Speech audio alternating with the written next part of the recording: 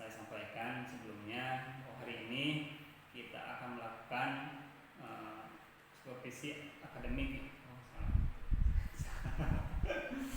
Kita melakukan praobservasi. Ulangnya. Bolehkan deh. Terserah. Sebenarnya jadi. Assalamualaikum Pak Jis. Ya, waalaikumsalam. Bagaimana kabarnya hari ini? Alhamdulillah. Alhamdulillah, luar biasa. Sebagaimana yang sudah saya sampaikan sebelumnya bahwa hari ini kita akan melakukan percakapan praobservasi ya.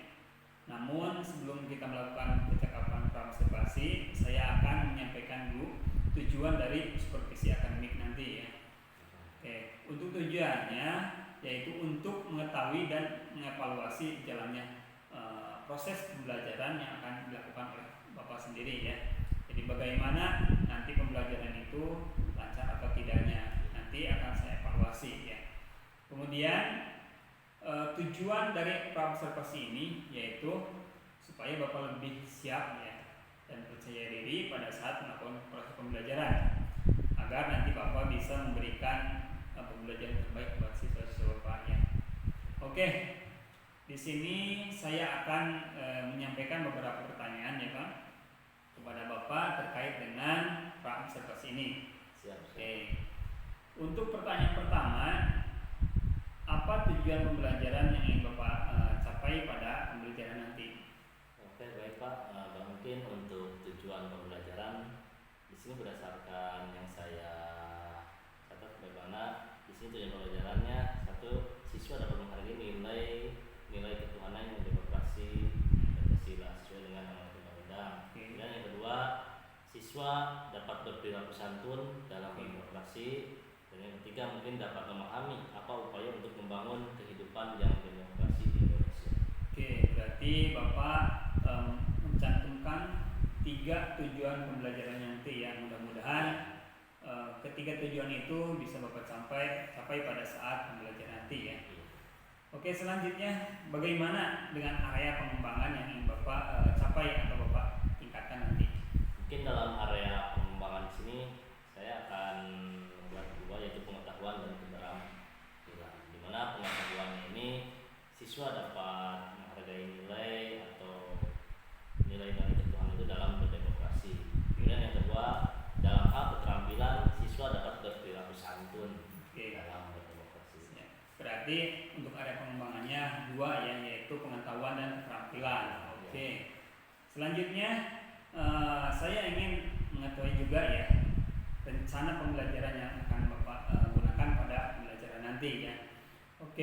Untuk rencana pembelajaran itu yang pertama, apa strategi yang akan Bapak gunakan pada saat pembelajaran nanti? Mungkin untuk strategi pembelajaran di sini saya akan menggunakan pembelajaran berdiferensiasi, di mana berdasarkan kesiapan siswa yang diintegrasikan melalui KSE. Jadi ada integrasi ya dengan KSE ya, kompetensi sosial nasional ya, luar biasa. Nah, kemudian model pembelajaran apa yang akan Bapak gunakan nanti? Mungkin untuk model pembelajarannya di sini saya akan menggunakan model pembelajaran problem based learning atau PBL. Berarti nanti Bapak akan menggunakan model pembelajaran PBL. Problem based learning ya. Nah, untuk metodenya apa yang ingin Bapak gunakan? Di mana untuk metodenya ini akan membagikan kelompok sesuai dengan keaktifan siswa. Berarti modelnya dengan pengelompokan ya. Pengelompokan. Sebagaimana tadi pembelajaran diferensiasi ya. Berarti metodenya ada metode diskusi mungkin ya. Kemudian media apa yang akan Bapak gunakan ketika pembelajaran nanti? Mungkin untuk media pembelajaran di sini saya menggunakan itu yang pertama ada laptop, kemudian ada proyektor, kemudian pointer, kemudian ada KPD ataupun kemudian di sana mungkin dapat istilahnya itu mereka bisa melihat link-link YouTube sama. Oke, berarti ada juga menggunakan media pembelajaran yang berbasis digital ya. Digital, ya. Oke, ada Canva mungkin yang Nah, lainnya bisa gitu. Canva. Yang luar biasa ya, kekinian ya. Nah, betul. Nah, kira-kira kapan Bapak akan melakukan pembelajaran ini? Mungkin untuk pembelajaran ini saya mungkin di hari Kamis. Oke, berarti hari besok ya. Iya. Oke, berarti insya Allah hari besok Bapak akan melakukan pembelajaran. Nah, Oke, nah besok Bapak akan melakukan pembelajaran dan nanti saya akan mensupervisi Bapak ya. siap-siap. Oke, itu adalah supervisi akademik ya yang akan saya lakukan di hari besok. Nah, kira-kira apa yang Bapak dapatkan dari percakapan kita kali ini? Mungkin dari sini saya dapat tahu bahwa sistem pembelajaran ataupun rencana pembelajaran ini bisa mewujudkan siswa itu mampu istilahnya kita tahu bahwa profil belajar muridnya seperti apa, kemudian berdasarkan minat siswa juga. Oke. Berdasarkan yang tadi. Berarti itu adalah hal yang sebelumnya belum diterapkan oleh Bapak. Belum, gitu. iya. Luar biasanya. Jadi ada profil siswanya seperti apa gitu. Nah, Oke, terima kasih Pak untuk percakapan kita hari ini. Mudah-mudahan kita senantiasa diberikan kesehatan Allah Subhanahu wa taala. amin. Terima kasih Pak. Assalamualaikum warahmatullahi wabarakatuh.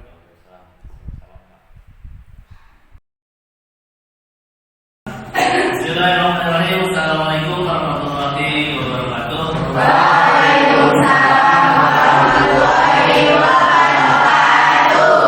Baiklah, selamat pagi semuanya. Gimana kabarnya semuanya? Alhamdulillah, kabarnya baik semuanya. Baiklah, sebelum kita masuk pelajaran kita absen terlebih dahulu ya.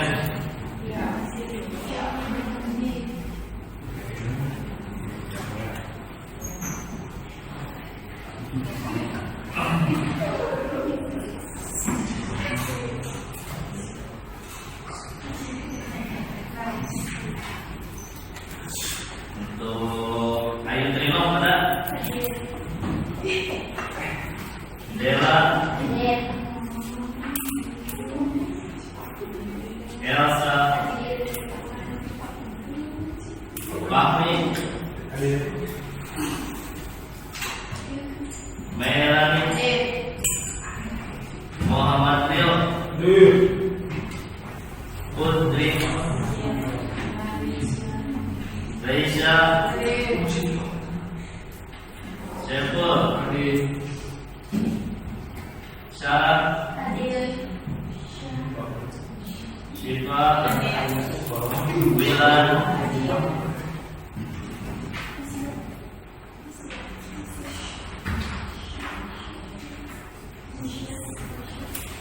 Ain Tasmi, Deja, Indah, Ismail, Munawar, Nisa, Latif, Sifat, ya baik, jadi semuanya hadir ya. Alhamdulillah tidak ada yang baiklah, sebelum kita mulai pelajaran, apa baiknya kita berdoa terlebih dahulu. Baiklah, berdoa dimulai.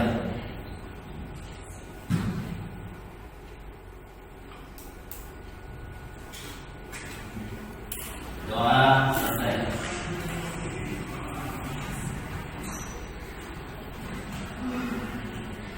Nah, baiklah, untuk selanjutnya Bapak bisa kembali. Di sini kan sudah ada ya, sebelah ini sudah tertera apa? Keyakinan kelas. Apa saja itu keyakinan kelas? Waktu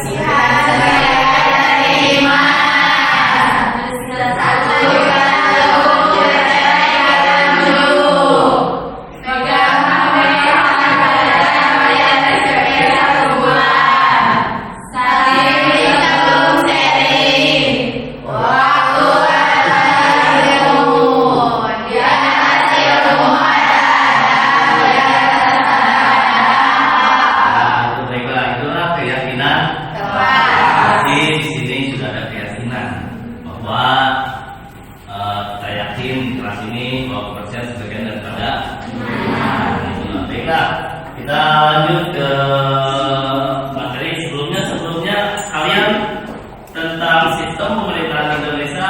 Bapak sudah sampaikan di materi sebelumnya. Itu kita akan lanjut ke bab selanjutnya, itu tentang sistem ataupun dinamika dalam demokrasi Pancasila.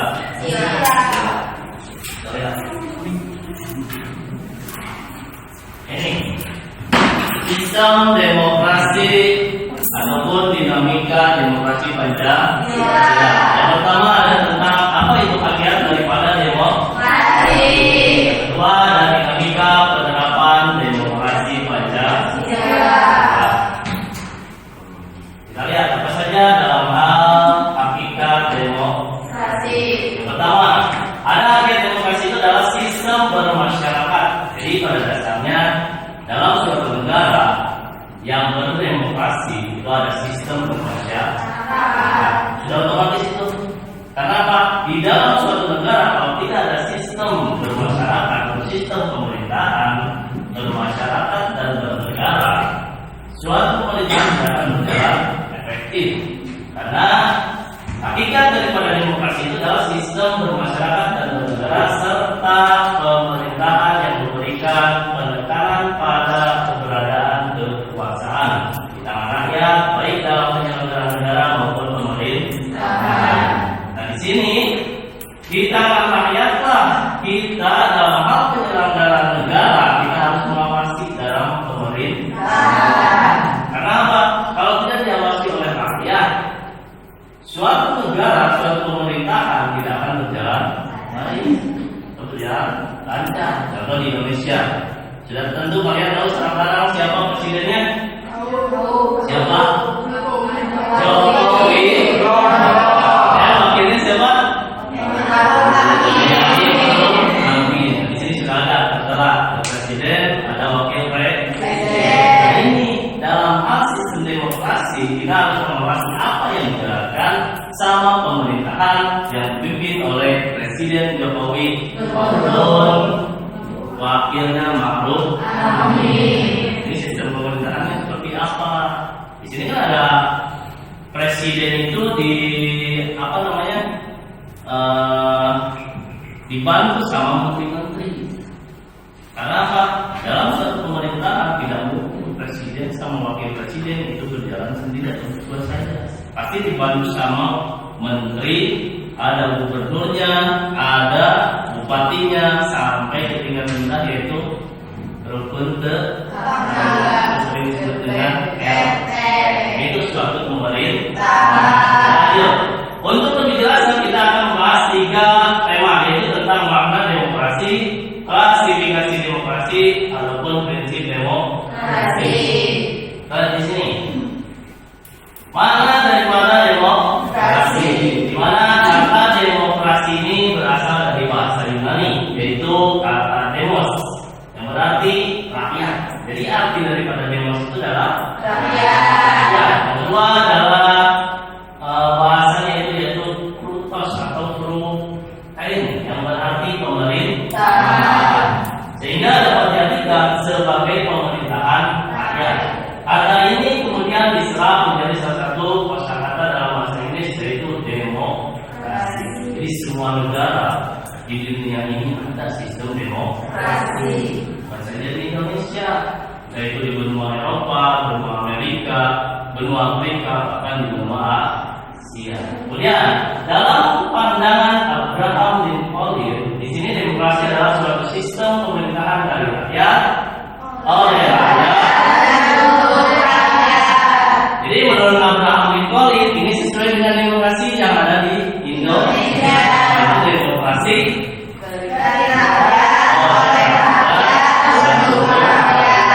yang di kita pun dikenal dengan demokrasi Pancasila, di mana demokrasi Pancasila itu demokrasi yang bergotong royong, jadi saling membantu, demokrasi yang bekerja sama.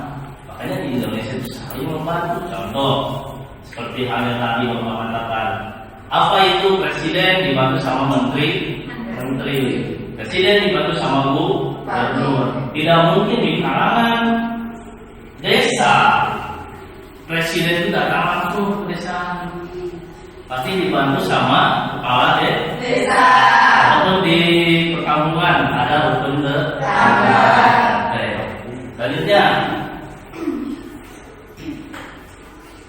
nah ini ada klasifikasi daripada demokrasi. Di mana demokrasi diklasifikasikan menjadi 3. Yang pertama ada berdasarkan titik berat perhatiannya. Pertama ada demokrasi formal, yang kedua ada demokrasi material, ada demokrasi gabungan. Kemudian yang kedua berdasarkan ideologi atau pandangan hidup ya, ideologi. Yaitu demokrasi konstitusional ataupun demokrasi liberal. Ada demokrasi rakyat atau demokrasi proletar. Kemudian yang ketiga, yang C berdasarkan proses penyaluran kehendak rakyat. Di sini yang terdapat demokrasi langsung dan demokrasi tidak langsung. Kita lanjutnya ke berdasarkan proses penyaluran kehendak rakyat. Karena sesuai apa? Sesuai dengan yang ada di Indonesia. Demokrasi langsung dan demokrasi tidak langsung. Contoh daripada demokrasi langsung yang kalian tahu apa? Coba demokrasi langsung. Di kita sering terjadi itu demokrasi langsung ataupun demokrasi tidak langsung ada di kita pun. Contoh seperti apa? Yang nanti tahun 2024 pemilihan umum. Nah ini demokrasi langsung, kita memilih presiden dan wakil presiden. Ataupun kita memilih calon legislatif. Anggota DPRD sekarang banyak di jalan, foto-foto, gambar-gambar, nomor-nomor, pilih saya. Nah itu demokrasi langsung. Coba di zaman dulu, di zaman Orde Baru. Di zaman Orde Baru tidak seperti ini, tidak ada demokrasi langsung. Kita memilih istilahnya itu tahu presiden dan tahu wakil presiden, kita dipilih sama wakil rakyat yang ada di gedung MPR dan DPR. Contoh, kita tahu nggak yang ada di kelurahan itu demokrasi tidak langsung, karena lurah ditunjuk sama pemerintah. Beda dengan kepala desa, itu demokrasi langsung, dipilih secara langsung. Nah inilah demokrasi yang ada, yaitu penyaluran kehendak rakyat. Menurut kalian ini baik atau enggak? Baik. Karena kalian di tahun depan kalian sudah mulai 16, ya? Sudah usia 17 tahun. Sudah ada pilihan, Pak? Hah? Dan pilihan? Belum, karena presiden dan wakil presiden itu belum diketahui. Siapa saja yang sekarang lagi istilahnya mendaftarkan diri, siapa presidennya, siapa wakil presiden, ataupun calon legislatif. Sekarang ada yang sudah ditetapkan, ada yang belum ditetapkan. Banyak ya kan di sistem demokrasi langsung itu memilih itu ada 5 surat suara. Yang pertama anggota DPR di kabupaten ataupun kota, ada DPRD provinsi, ada DPD, kemudian ada DPR RI, dan satunya lagi presiden dan wakil presiden. Kalau kalian banyaknya nanti bahkan di setiap kertasnya juga berapa istilahnya itu partainya sudah banyak, calonnya sudah banyak. Sesuaikan dengan hati kalian masing-masing. Kemudian lanjut, ada prinsip daripada demokrasi. Di sini prinsip merupakan kaidah atau keturunan dasar atau ketentuan dasar yang harus dipegang dan ditaati. Di mana prinsip demokrasi adalah beberapa kaidah dasar yang harus ada dan ditaati oleh negara penganut pemerintahan demokrasi. Adapun prinsipnya, yang pertama, ada negara berdasarkan konstitusi. Apa konstitusi? Konstitusi apa? Yaitu undang-undang 1945. Kedua, ada jaminan HAM. HAM apa?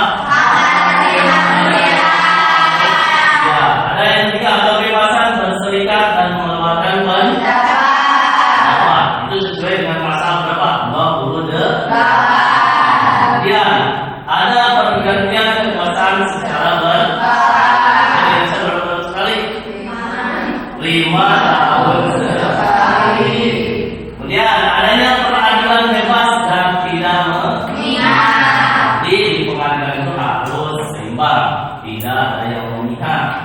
Kemudian ada penegakan hukum dan persamaan kedudukan setiap warga negara di depan.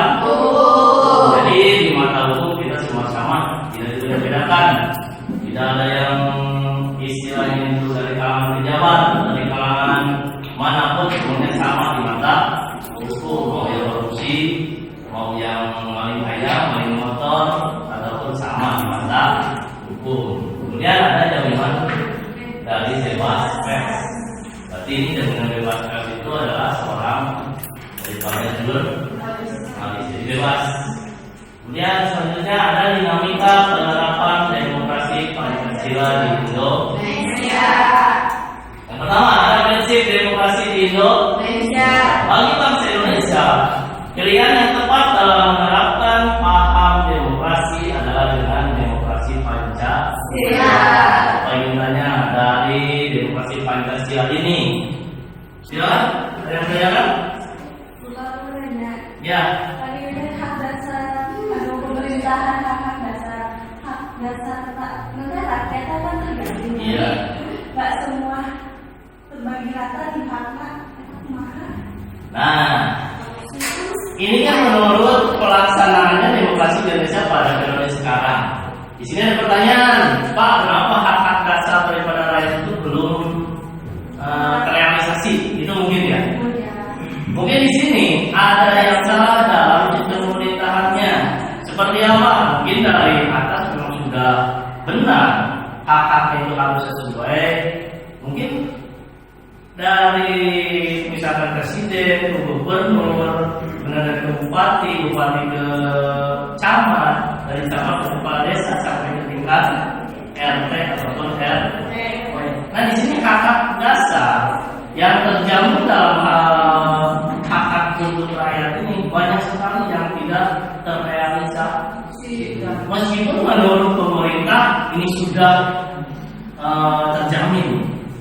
Contoh dalam hak mendapat pendidikan itu kan sesuai dengan pasal berapa? 31. Di dalam pasal 31 ayat pertama, pemerintah wajib melaksanakan pendidikan. Kemudian ayat keduanya menjamin biaya dalam hal pendidikan.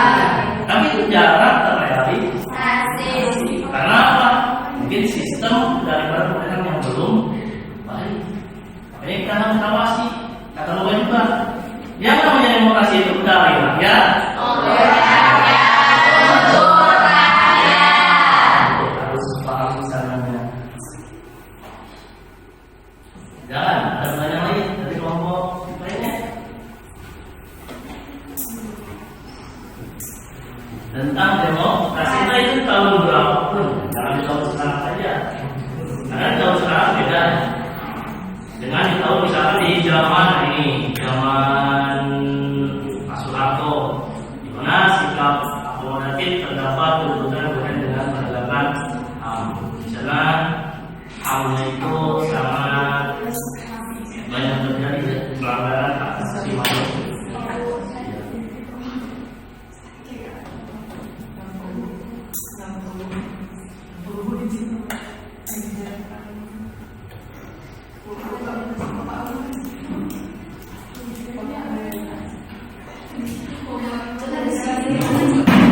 Baiklah, kalau tidak ada pertanyaan ini, tiap kelompok Bapak bagi ini kelompok 1, kelompok 2, kelompok 3. Silakan kalian pahami apa itu di demokrasi yang di tahun berapa? Ini ada 3 kelompok ya. Kelompok 1 itu demokrasi pada periode tahun 98 sampai sekarang. Yang kedua, pelaksanaan demokrasi pada periode tahun 65 sampai tahun 98. Dan yang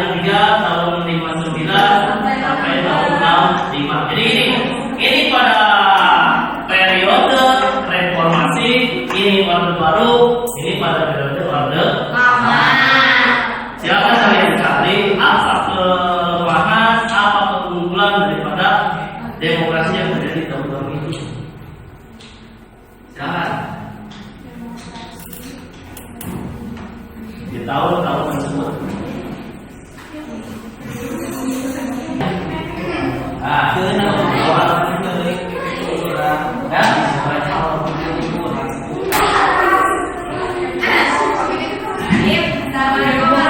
wabarakatuh.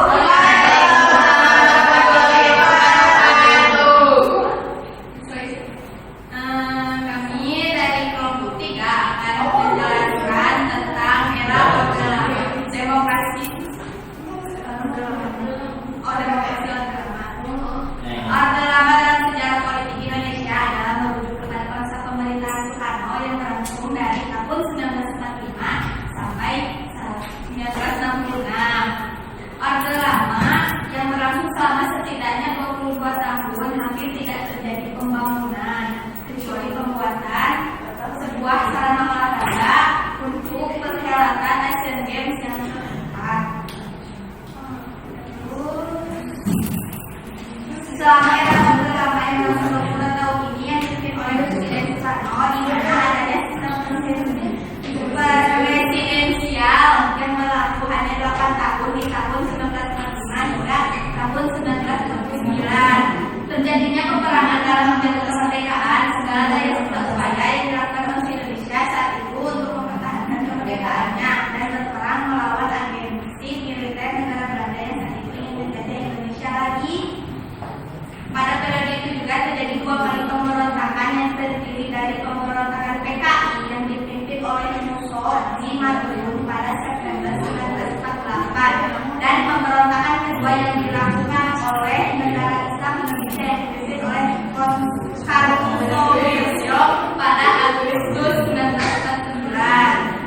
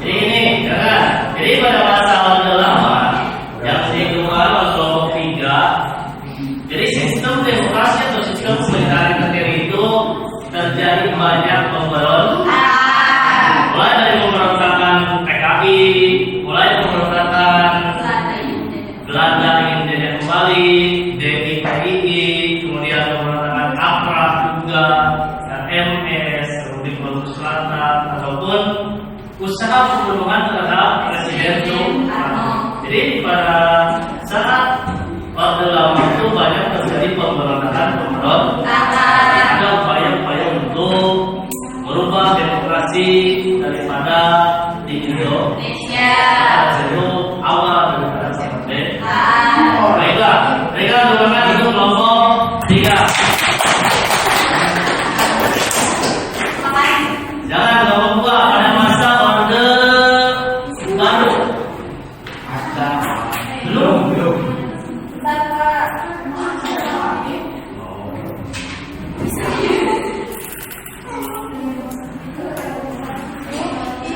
Pada yang reformasi kan? Belum juga. Sekali dari Pak. Ayo.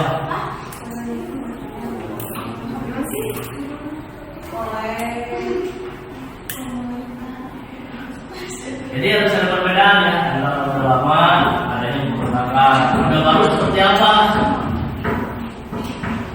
Jadi di dalam sistem pemerintahan seperti apa?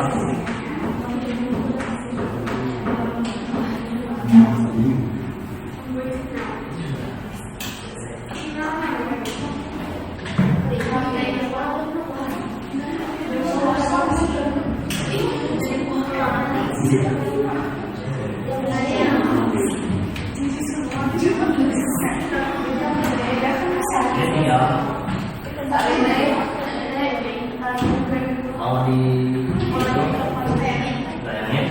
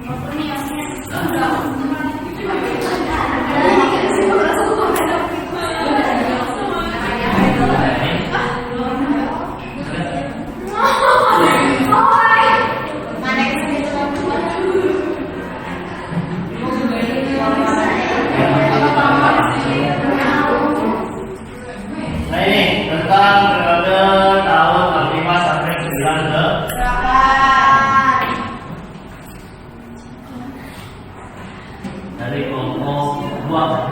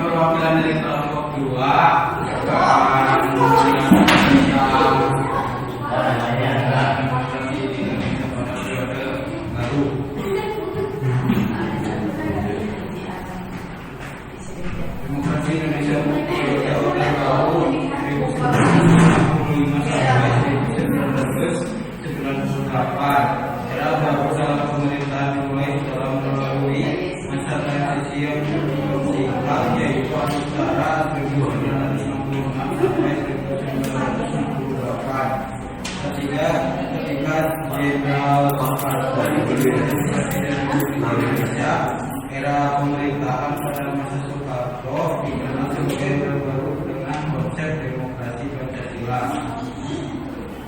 Visi utama pemerintahan Orde Baru ini adalah untuk melaksanakan Pancasila dan Undang-Undang Dasar 1945 secara murni dan konsekuen dalam setiap aspek kehidupan masyarakat Indonesia. Dengan visi tersebut, Orde Baru memberikan harapan bagi rakyat Indonesia, terutama yang berkaitan dengan perubahan politik.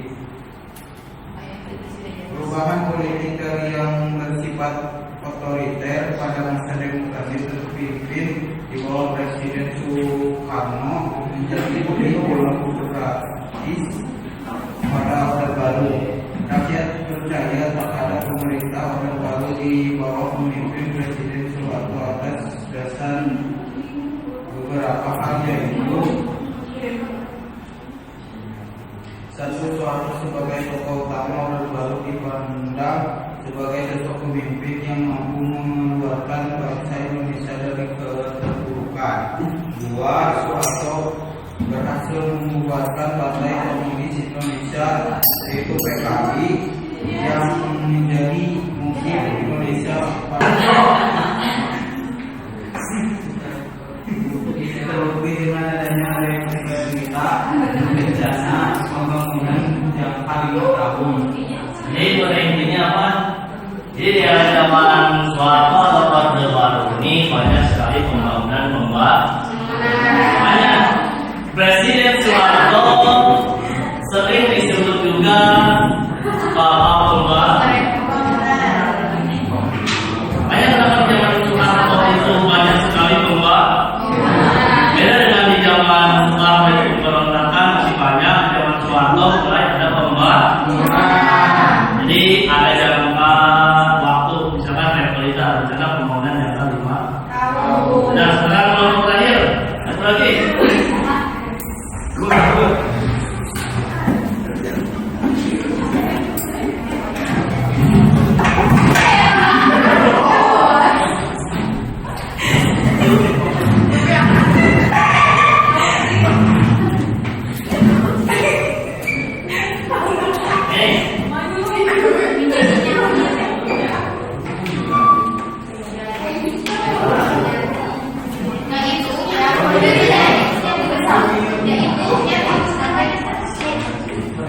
Bersambutan dari kapal selam udaranya panas dan juga lembab. Kalau saya nanti memberi salam, jangan lupa teman-teman menjawab Assalamualaikum warahmatullahi wabarakatuh.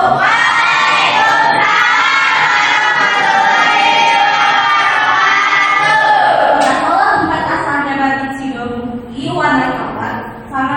Selamat pagi Bapak dan Ibu guru yang saya hormati. Izinkan kami memulai presentasi. Pelaksanaan demokrasi di Indonesia pada Orde 1998 sampai sekarang. Masa reformasi.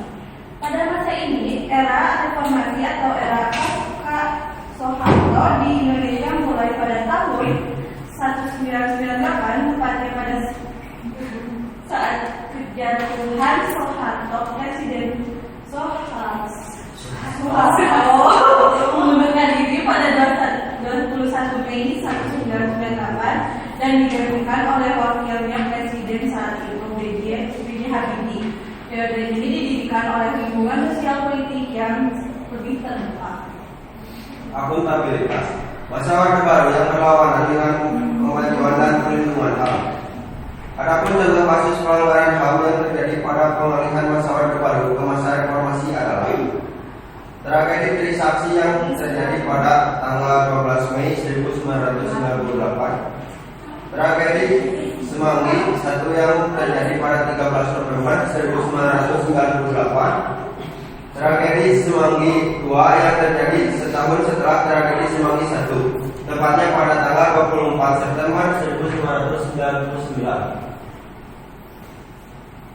Rotasi kekuasaan 1. Pemilu lebih demokratis. 2. Rotasi kekuasaan dari pemerintah pusat hingga daerah. 3. Pola rekrutmen politik terbuka. 4. Hak-hak dasar warga negara terjamin.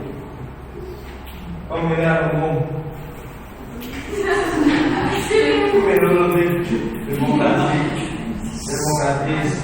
Pemulaian melaksanakan jauh lebih demokratis dari sebelumnya. Sistem pemilu terus berkembang dengan jalan bagi rakyat untuk menggunakan hak politik dan pemilu. Puncaknya pada 2004 rakyat bisa langsung memilih wakilnya di lembaga legislatif serta presiden dan wakil presiden dipilih secara langsung.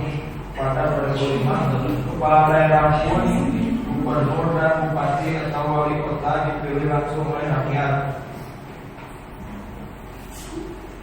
Pemenuhan hak dasar. Hak dasar warga negara terjamin sebagai sebagian besar hak dasar rakyat bisa terjamin seperti adanya kebebasan menyatakan pendapat, berserikat, kebebasan dan sebagainya.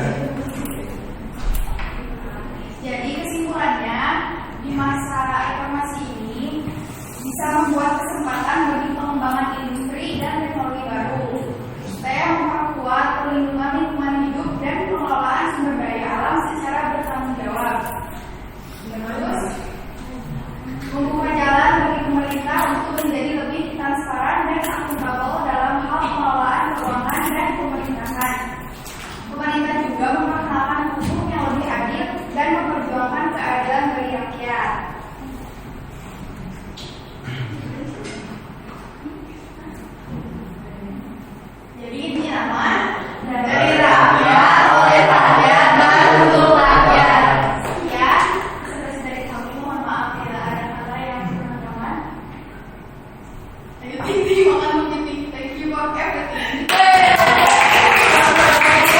Adanya kebebasan pers, adanya kebebasan berserikat, mengungkapkan pendapat dan lain sebagainya. Jadi pada intinya dari era Orde Lama, Orde Baru dan Orde Reformasi, nah ini mengalami banyak perubahan. Jadi pada intinya demokrasi ini dari rakyat.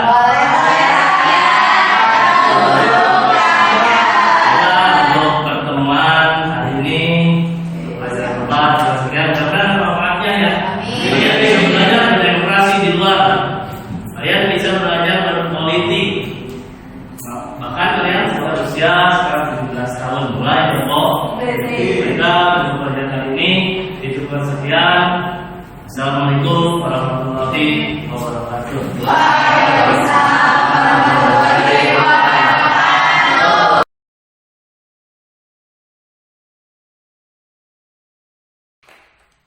Assalamualaikum Pak Ajis. Waalaikumsalam. Oke, bagaimana kabar hari ini Pak Ajis? Alhamdulillah baik. Alhamdulillah, luar biasa ya. Oke, Pak Ajis, setelah hari kemarin Bapak melakukan pembelajaran di kelas ya, yang disupervisi langsung oleh saya. Nah, di sini saya akan menyampaikan beberapa pertanyaan terkait dengan observasi yang sudah dilakukan hari kemarin. Namun sebelum pada pertanyaan-pertanyaan yang berkaitan dengan observasi, saya ingin menanyakan dulu kira-kira apa yang ingin Bapak dapatkan dari obrolan kita hari ini. Ya baik Bapak, mungkin yang saya akan dapatkan dari obrolan kali ini mungkin baik untuk saya untuk meningkatkan kompetisi saya dalam hal mengajar secara profesional. Oke, berarti intinya dari obrolan kita kali ini Bapak ingin menjadi guru yang lebih profesional lagi ya? Iya, lebih baik lagi. Oke, luar biasa. Oke, adapun pertanyaan-pertanyaan berkaitan dengan observasi yang sudah dilakukan hari kemarin. Nah, saya ingin menanyakan dulu, kira-kira perasaan Bapak seperti apa ketika mengajar hari kemarin? Mungkin dalam hal perasaan itu ada senangnya juga, ada gugup karena ya itu Nggak biasa sama, mungkin ya. itu nggak biasa sama siswa sekarang ada pahaman seperti itu. Tapi itu pembelajaran buat saya, jadi perasaannya itu ada lebih baik lah untuk ke depan. Nah, kita masuk pada rencana pelaksanaan pembelajaran yang sudah Bapak susun ya sebelumnya. Nah, saya ingin menanyakan kira-kira kemarin dari rencana pelaksanaan pembelajaran tujuannya tercapai atau tidak? Mungkin dalam hal kemarin ada yang tercapai sesuai dengan apa yang sudah direncanakan dalam PPP. Mungkin ada yang belum tersampaikan, nggak ada. Mungkin adalah hal untuk mendapat perbaikan kembali. Oke, berarti mungkin secara keseluruhan tersampaikan ya. Tujuannya di pembelajaran kemarin dapat ya. Cuman ada beberapa hal yang harus diperbaiki mungkin ya. Oke, selanjutnya ada pengembangan dan strategi yang sudah Bapak sampaikan pada saat praobservasi sebelumnya ya. Apakah sudah berjalan dengan baik? Mungkin dalam hal pengembangan dalam hal bidang pengetahuan mungkin sudah berjalan, tapi masih ada sedikit mungkin dalam hal pengetahuan, kemudian dalam hal keterampilan juga. Oke. Mungkin ada hal yang Mungkin bisa diceritakan apa dari segi pengetahuan di demokrasi mungkin ya? Iya, mungkin dalam bidang demokrasi supaya di area itu pengetahuan mereka lebih tahu dalam hal demokrasi, apalagi sebentar lagi mau pemilu. Oke. Ya, berarti secara keseluruhan mereka sudah mengerti ya Mengerti. dengan apa yang disebut dengan demokrasi ya. Kemudian strateginya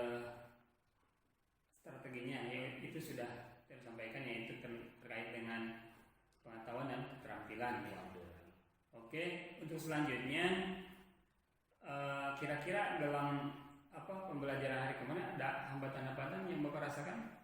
Mungkin hambatan ada karena misalkan dalam siswa hambatannya ada, mungkin di sana kan mereka berbeda berbeda pemikirannya atau cara menangkap pembelajaran. Mungkin makanya kemarin dikelompokkan berdasarkan berdiferensiasi. Sesuai dengan itu dalam hal strategi ya. Strategi itu. Sesuai dengan strateginya itu ada Mungkin pembelajaran berdiferensiasinya. Pengetahuan gurunya mungkin bagi saya adalah mungkin harus lebih diperbaiki lagi. Oke, harus diperbaiki. Dari segi apa kira-kira diperbaiki? Dalam hal makanya mungkin harus lebih sekarang ke era digital.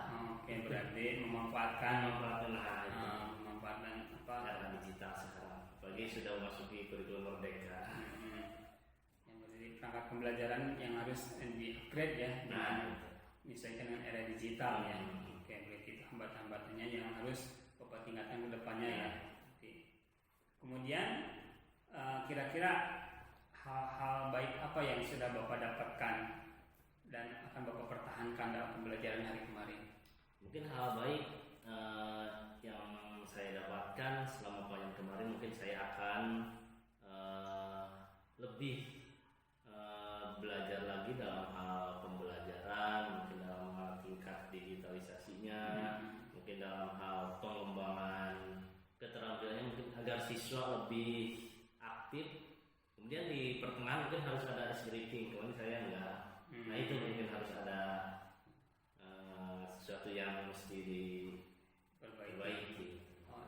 Untuk hal yang baiknya yang sudah Bapak dapatkan apa dari yang ada di hari kemarin itu? Yang kemarin ada berdiferensiasi itu. Oke. Kan sebelumnya saya nggak ada, terus kemudian ada keyakinan kelas juga. Oke, berarti Mungkin hal baik itu akan saya ke depannya saya terapkan. Oke, berarti hal baik yang sudah Bapak dapatkan adanya pembelajaran dengan strategi berdiferensiasi, kemudian ada juga KSE ya, yang mana di situ ada yang namanya keyakinan kelas yang harus dipelajari anaknya. Nah, kira-kira kapan hal tersebut akan Bapak amalkan atau Bapak implementasikan dalam pembelajaran? Mungkin saya akan terapkan di waktu selanjutnya, mungkin langsung diterapkan. Mungkin itu karena baik buat saya juga, baik buat siswa juga. Oke, mantap. Berarti untuk kedepannya, insya Allah Bapak akan menerapkan pembelajaran berdiferensiasi secara rutin ya. Karena itu sangat baik sekali ya bagi siswa apalagi. Bisa menyesuaikan dengan kebutuhan setiap siswa ya. Oke. Nah dari penerapan hal-hal yang baik tadi, kira-kira siapa yang akan Bapak libatkan untuk hal tersebut bisa terwujud dengan baik? Mungkin untuk ini pasti bakalan dilibatkan yang pertama seluruh warga sekolah, mungkin yang pertama siswa. Siswa itu harus terlibat, kemudian guru teman sejawat ya seperti tahanan, lebih sebagai guru penggerak kan. Nah, itu mungkin ada kurikulum juga, kepala sekolah. Berarti mungkin semua warga sekolah dilibatkan, terutama sasarannya adalah murid ya. Yang jelas di sini pasti melibatkan murid ya, karena sasaran utamanya adalah murid. Oke, terima kasih Pak Anjis atas waktunya, sudah berbincang-bincang dengan saya. Mudah-mudahan kita senantiasa diberikan kesehatan ya. Amin. Oke, terima kasih. Assalamualaikum warahmatullahi wabarakatuh. Waalaikumsalam.